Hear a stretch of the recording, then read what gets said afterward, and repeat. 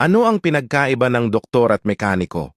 Bagamat magkaibang-iba ang kanilang mga trabaho, pareho silang mahalaga sa ating lipunan. Ang pangunahing kaibahan ng doktor at mekaniko ay ang kanilang mga pasyente.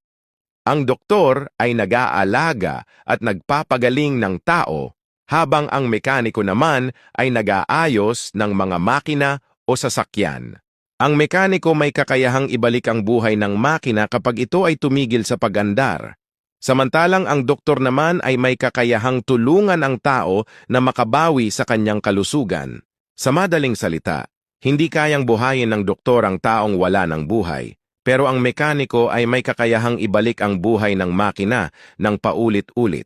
Ang pasyente ng doktor libo-libo ang binabayad samantala ang pasyente ng mekaniko, soft drinks lang daw may reklamo pa. Aray ko!